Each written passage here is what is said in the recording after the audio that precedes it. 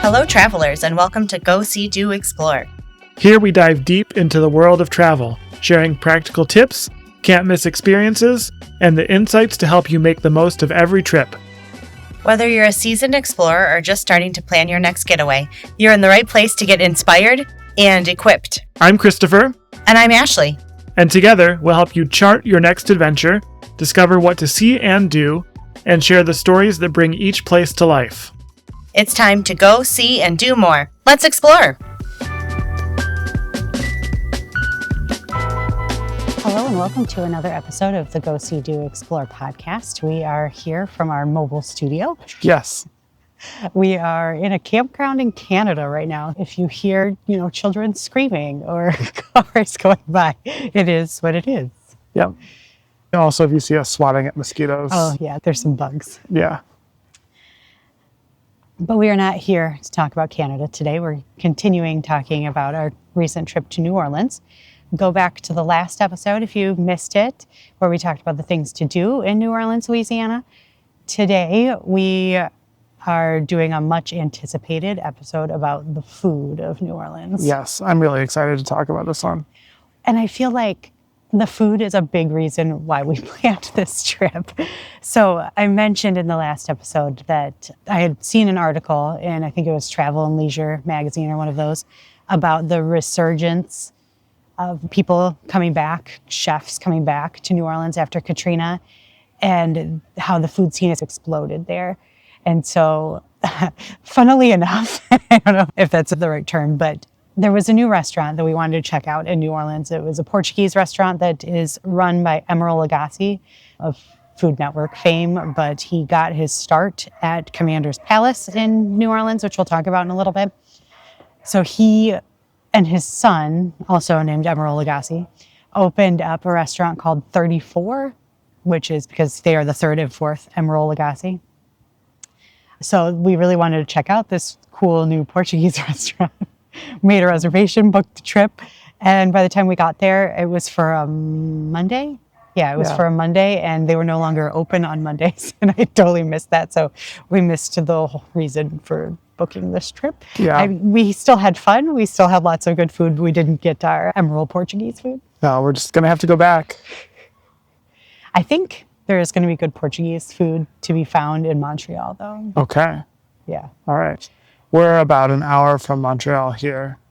So yes, we were just in a Canadian grocery store. They had all kinds of like piri-piri seasonings and things. I think there's a little bit more Portuguese influence in this part of the world than from where we're from. That's exciting. But anyway, to the part of New Orleans food that we actually ate. Okay. So I wanted to start out by talking about New Orleans food in general and what the specialties are. So the last episode we talked about how New Orleans is a melting pot of these different cultures, all these different cultures settled in New Orleans and really made this unique culinary space. The first European settlement was French, and then it was Spanish. And then there was the African influence from the slave trade, and there was the Caribbean influence just because of the location. So it makes for this place that is just, the food is just so different from anywhere else you'll find in the U.S. And we were actually talking, I wonder, is there any other city in the U.S. that has like its own cuisine? Like, obviously New York has New York style pizza. So not just specialties, right? Most cities have specialties, but a true like cohesive style. It's hard to think of one that's as strong as New Orleans. There's the other low country, southern cuisines that they have their own, but that's not one specific city. So I really feel like this is a way that New Orleans is very unique in the U.S. especially. Yeah. All right, so I'm going to look at my list here of these different specialties that we're going to talk about.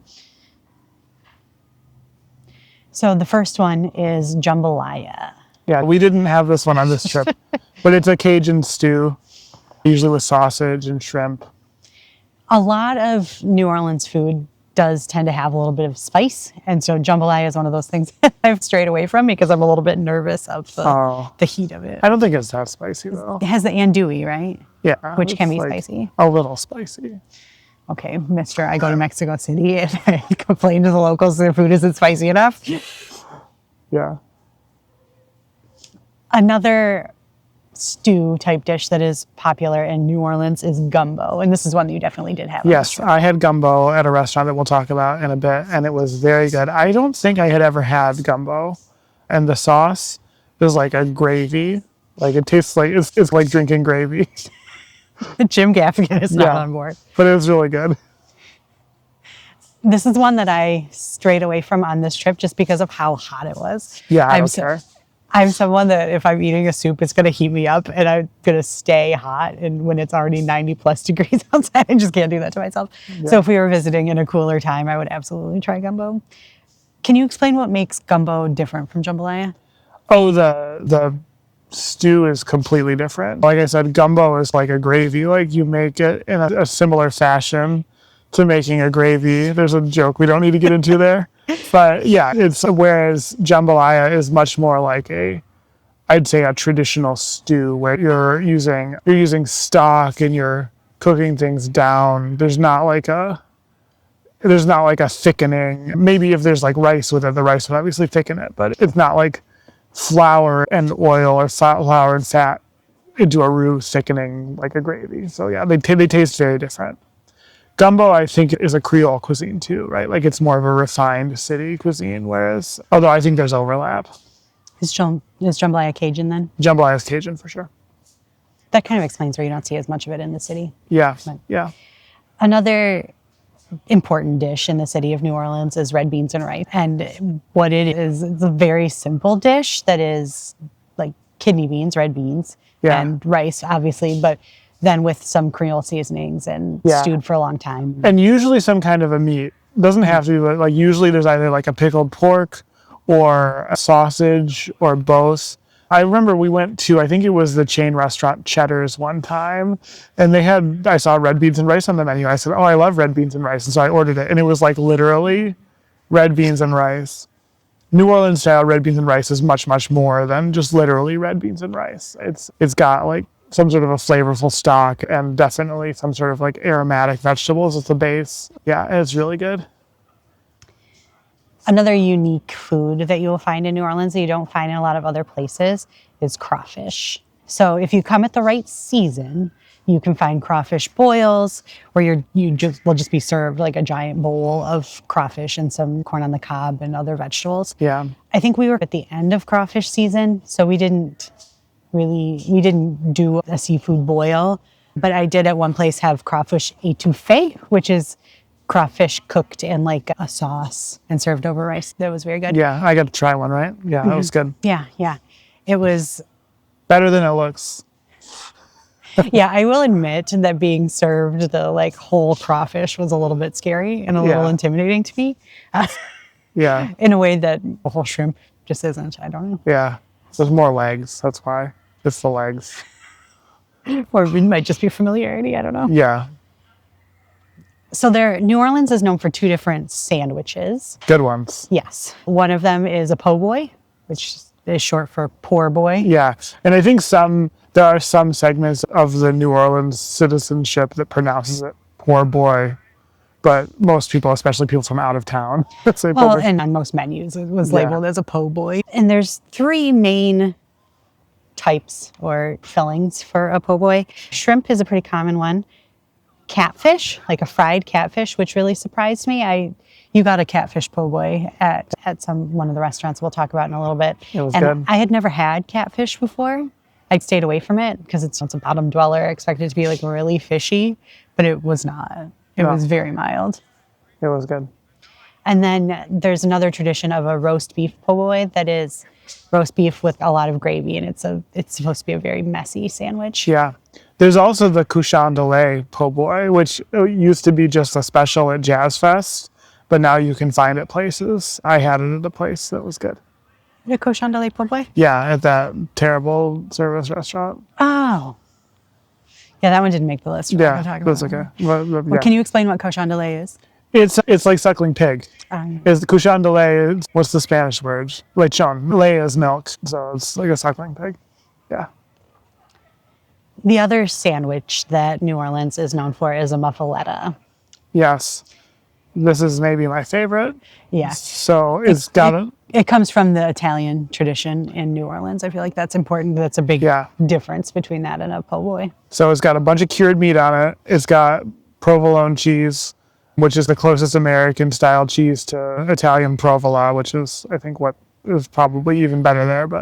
And it's on this really interesting kind of round, soft bread loaf. I've never seen this anywhere but here. It's very seedy. It's got like lots of sesame seeds.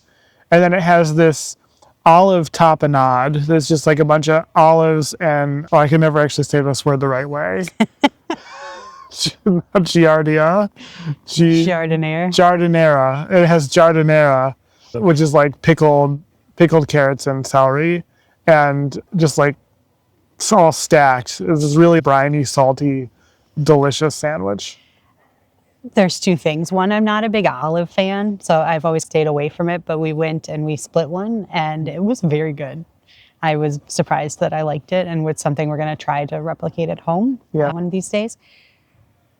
Second thing, if you go anywhere in New Orleans and you would like a muffuletta, half is enough for one person. If you are not a big eater, get a quarter. Yeah, they're gigantic. They're enormous. Yeah. Yeah, the full It's one. like a full loaf of bread. If you get a whole one, it's like a full loaf of bread. Yeah. If you want leftovers, it'd be great. Now, something else in New Orleans is known for is a pastry called a beignet, which is basically like a small French donut covered in powdered sugar. They're delicious. If you go to the famous places for beignets, it's going to be covered in powdered sugar, to the point that you don't want to be wearing a dark color because you're going to be wearing powdered sugar. Unless you're me, because I wore a black shirt and didn't get anything on. You did. You managed to. But I like dust off the powdered sugar, which is ridiculous.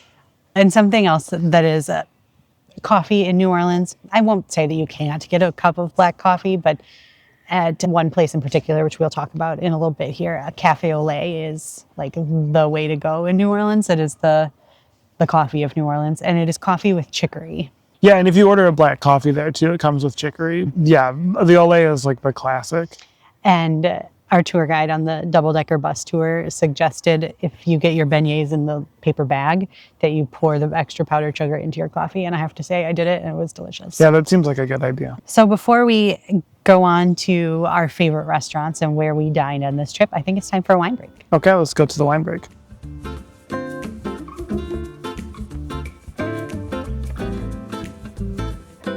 Okay, we're here for the wine break, and today we have this Bel Lago Auxerrois. We've talked about Auxerrois many times now on the podcast, I think probably twice at least.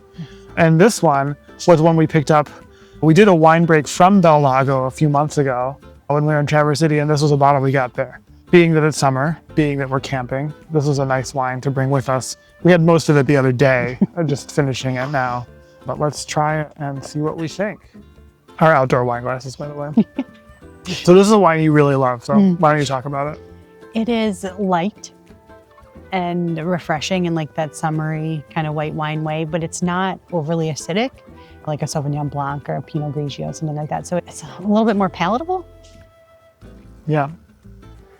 It's really juicy without being like over the top fruity, if that makes sense. I don't know if that makes sense or not. Juicy indicates like high acid, but so I think it is acidic, but it's got a lot of flavor too. Anyway, yeah. Yeah, it's been a good one. Bel Lago is on Leelanau Peninsula in Michigan, and we will keep drinking a lot of Michigan wines. We're running low though on wine on this trip. We're gonna have to stop at the Canadian Liquor Commission or whatever and get some more. Okay. Well, back to New Orleans. Back to New Orleans. Good wine break.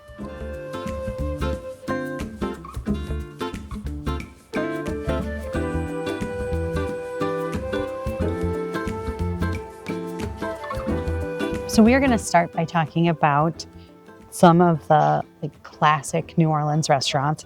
The first one, which I feel like is probably, when you say restaurants in New Orleans, is probably the first one that comes to people's mind, and that is Commander's Palace. Oh, I thought you were going to say House of Blues. Is that in New Orleans? It is. Oh. It's a joke. Yeah. I've been to a House of Blues, the one back when it was downtown Disney. Oh, yeah. That's your point of reference. So Yeah. A lot of things. Yes. But so Commander's Palace is like a quintessential Creole restaurant in the Garden District. of New Orleans. It's very old. Very old. I don't remember when it was started, but it was like 100 years ago or something. Yeah. It might even be longer than Maybe that. longer than that, yeah. It's a really cool building. We went for jazz brunch, which was a lot of fun. The food, it was obviously brunch. So I had cochon de lait, eggs Benedict, which was really good. Yes. This is where you had gumbo. Yeah, I had a gumbo as an appetizer, and then my entree was this it was like a pork jowl. Did it have eggs? I don't remember. Probably. I think it was. I think it was like pork and eggs, steak and eggs. Really good. Yeah.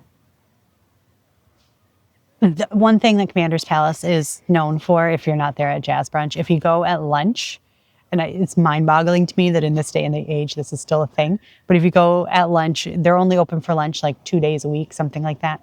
But if you go for lunch, they have 25-cent martinis, and I want to say you are limited to 3 a person. It's 3, yeah. Yeah. Where could you go? Where today? Yeah. You get a martini for 25 cents. You also have to buy food. Yes. You can't just go in there.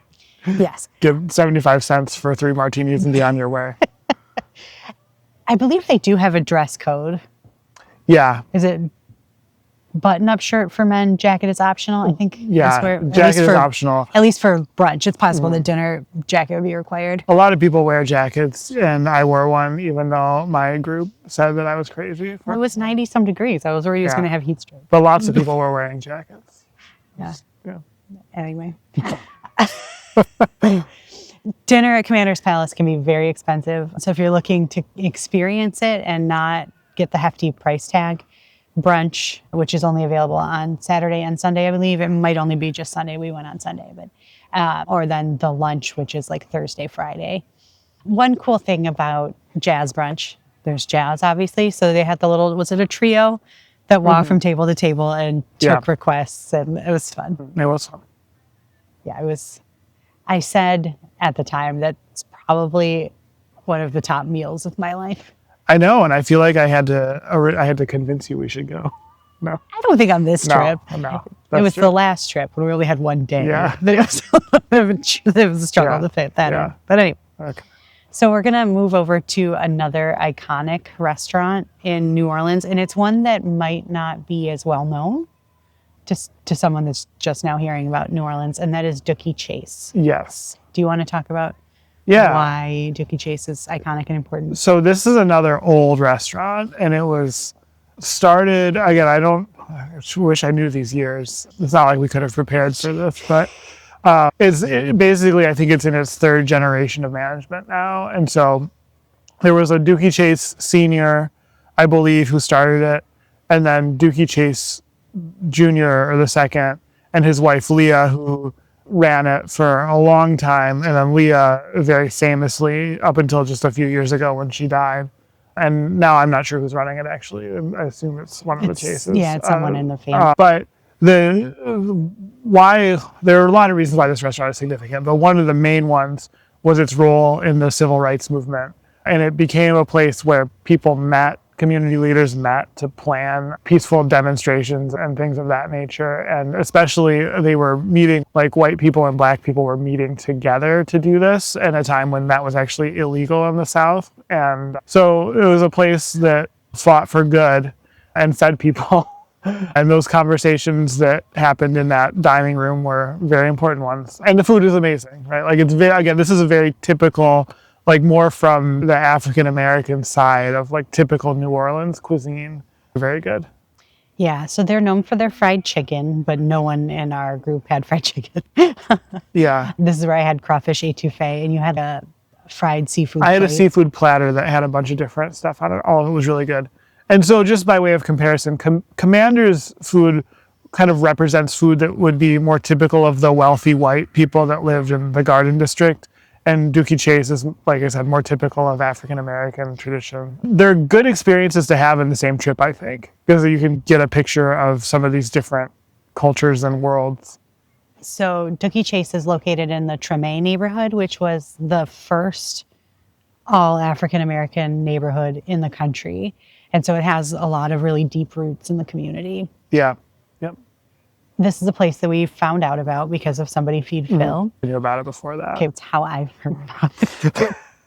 I know you had said that you had wanted to go there on the last trip, but they were closed. Yeah. Oh, they were closed. Yeah.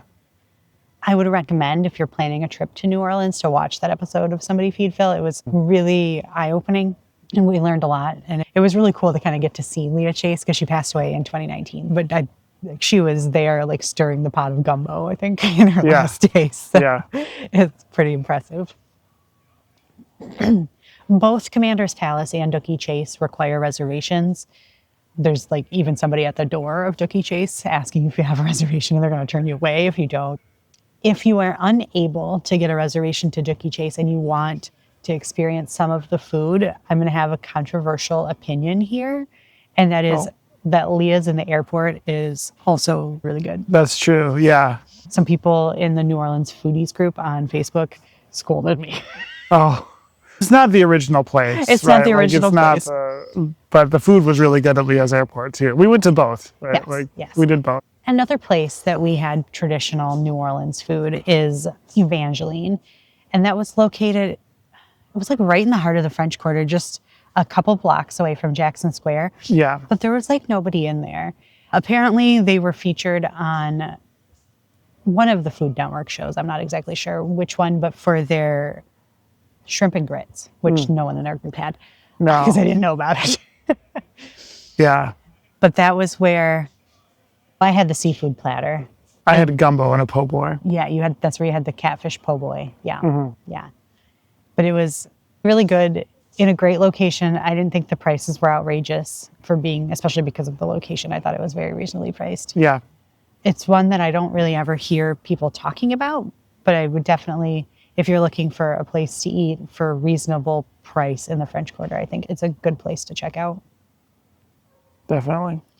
And now the last place I want to mention that we visited on this trip, so this is not like the end of all the classic New Orleans restaurants. No, there are many more. Yes. These are just the ones that we visited and so we can speak about. And this is Napoleon House, which is also in the heart of the French Quarter, very close to St. Louis Cathedral. The interesting thing about Napoleon House, the food was good. That's not, but I feel like the story is what makes that place interesting. Yeah. So it was built as a place for Napoleon to live after the pirate John Lafitte attempted to rescue him from his exile. Yeah, his second exile at St. Helena, there was a plan to go fetch him from the middle of the South Atlantic and bring him to New Orleans. Because New Orleans was still a part of New France at the time. Yeah. So unfortunately, Napoleon died before he was able to be rescued by the pirate. And so he never made his way to the Napoleon House. It did serve as the residence for the mayor of New Orleans, beginning in 1797. So there's a lot of history there. I had a roast beef po' boy, and you had another muffuletta. Yes, and it was very good. It was different from the original place, which we're going to talk about in a minute. They were both good. I couldn't pick between them. They're just like, this one was hot, which was good. I had not had it hot previously. They're also known for their Pim's Cup cocktail. So if that's something you want to check out, Napoleon House is a good place to eat. Yes. I had a Pim's, not there, but somewhere else. Pim's is a great one. All right, we're going to move on to some of the kind of quick food options that New Orleans is known for. The first one being Café du Monde. Yes, this is the beignet place that we were previously discussing. Yes. So I say quick. You can go up to the window and get a bag of beignets and a cafe au lait to go. They also have a sit-down section. Typically, from what I've heard, pretty much always there is a line at Café du Monde. Yeah. Our trip, I don't know if we were just early in the day or if it was the fact that it was summer. We ended up going 3 times. There was never a line. There were always just open tables. Maybe later, if we had wandered in at 10 a.m. versus 8 a.m., maybe that would have been the case. But going early in the summer, we never had a wait. I'm not exactly sure what that's about. And I mentioned it in that New Orleans foodies group that I mentioned earlier, and people were surprised. Yeah. So I don't know. Another place that is known for its beignets, which we had planned to go another day, and we just kept going back to Café du Monde because there was never a line, is Café Beignet, which is also pretty close to that area. Yeah. And they have a little bit more of a full menu. Whereas Cafe du Monde, your choices are beignets. And then you can have your coffee cafe au lait or black. Yep. And you can have it hot over ice. Or I think they have frozen. They have frozen. That's it. Yeah. That's all they do there. So if you're looking for a more hearty breakfast, Cafe Beignet is a better place. Now, we mentioned the muffuletta now twice. Original muffuletta is at a really unassuming place called the Central Grocery. Yeah. Right there by Cafe du Monde. And it's like a deli counter. You just walk up, and I think they have one thing. Yeah. And they have tables inside too, so you can eat it right there, which is what we did. Yeah, and they also have a small grocery selection too of some like Italian jarred things and like pastas and things like that. You can get the giardiniera there. You can get their olive mix there. You can buy the bread, I think, too, right? I think so, yeah. Yeah. I was really hoping that there would be a place in the airport that sold their olive mix. As people that don't typically check a bag, we could have taken some home with us, and there was not. There was, I feel like, one olive mix. There was one there that was very expensive. It was like $20 or something like that. So we did not bring any olive mix home, but I feel like I did just buy some. Oh, it was just at Meijer. Anyway. And now another quick bite to eat in the Garden District is Stein's Deli. Yeah, this is another classic one. Yeah, this is a place that our tour guide told us was the best Reuben in the city. So yeah, after we went to the World War II Museum, we walked to Stein's. It wasn't super close, but it was a nice walk through the Garden District. And yeah, the Reuben was fantastic. Yeah. There's actually a connection between, so New Orleans, as we've said, had many people move and settle there. The Jewish people of Brooklyn and some of the Jewish people of New Orleans, there's a shared connection there of people traveling back and forth between those two places. And so you see like Jewish delis like Stein's in New Orleans, just as you would see them in New York City. And if you talk to anybody that is a local from New Orleans, they have this really interesting accent that's a little bit Southern. One of the accents you'll hear in New Orleans is a Brooklyn-y sounding accent. And that's not a coincidence. Yeah. All right. So we also visited 3 other places that kind of aren't the traditional New Orleans food, but I wanted to talk about it, and we're losing light here. The first one that was interesting, so it's called Beach Bum Berry's Latitude 29. Yes. It is a tiki bar. This is part of my tiki bar mission. Yes. So the drinks and the food, honestly, were great. They had the typical tiki drinks, and then they had some fun. We had a poo-poo platter with the traditional, I don't know how to describe it, but like that kind of Polynesian food. My complaint with Latitude 29 is there was one way that it was not like any other tiki bar we've been to, and it just had like big open windows with lots of light. Yeah. And that's not like the tiki. Tiki bars are supposed to be in basements. Like, or blacked out windows. Like it's a dark, totally different vibe. And actually this is maybe a weird thing for us to complain about, but what was actually challenging about that was normally in a tiki bar, like most of the tiki bars we've been to, there's no exterior lighting. The lighting is very controlled. But in this scenario, like it was really dark in there, but then there were windows. It actually, I think, made it harder to see, like harder to see menus, harder to see than if like the lighting was more even and controlled. So that's a minor gripe to Beach Bum Berries. It's not really. I wouldn't let that stop you from going or anything like that. If you are interested in the tiki drink, tiki culture in New Orleans, definitely check it out. Yeah. It was fun. Yeah. We did that after we went to Commander's Palace. So we had a large later lunch, and it was just a way to have some fun drinks and some snacks without having to eat a ton. Yeah. Our last day, we finally went somewhere other than Cafe du Monde for breakfast. And we went to a place that was recommended by our hotel called French Toast. Yeah. It was really basic kind of breakfast place. It was very reasonably priced. I think we had the same thing, didn't we? I think we both had fried chicken biscuits. Yes. Yeah, and you had some coffee. And it was, it was really close to the French market. So if you're looking for a place to get breakfast like across the street from the French market, it was great, and it wasn't busy, and it was reasonably priced. So yeah, it was a good breakfast place. We ended up one day at a coffee shop called Envie, which was also in that French Market district, really close to the hotel and really close to Frenchman Street. and coffee drinks. They had some interesting sounding breakfast sandwiches, but we just wanted coffee. I didn't mention any of the bars on Frenchman Street. We were on Frenchman Street one day and we wanted a snack. So we were at the Mason, is the jazz bar there, and we got the gumbo fries. Oh, yeah. Which were so good. It was like poutine. It was. We are in the land of poutine here. We had poutine today. Yes. It was, because gumbo is gravy-like too. Yeah. It wasn't the cheese curds. Like that part was different. But it was like a shredded cheddar cheese over gumbo over fries, which was, Yeah. it was a really cool fusion-y dish. And I thought, we actually went there the day before as part of our jazz tour to watch a really cool New Orleans jazz band. And I was looking at their menu. I was like, we're going someplace for dinner. I don't want to ruin my appetite. I really want to know what these gumbo fries are like. So if you are hungry and on Frenchman Street, definitely check out the Mason and their gumbo fries because they were 2 thumbs up. Yes. So I think that is all that we ate besides the one restaurant that we're not going to talk about. Yeah. I think we ate a lot more than that probably, but those are definitely the key ones anyway. Yes. And everything that we talked about, we definitely recommend. So if you are planning a trip to New Orleans and you want the best food, I will also mention this Facebook group. It is called New Orleans Foodies, and it led me in a lot of really cool directions. And everybody there is really helpful if you're like, where is the best X, Y, and Z in this neighborhood? And they'll help you find that. So I highly recommend those kind of social media for that purpose. For travel planning is pretty cool. Yep. Yeah. It's getting dark here, so I think it's time to be done with this podcast. So we will see you next week, and it'll be a surprise what we talk about. Yes. All right. Bye. Bye.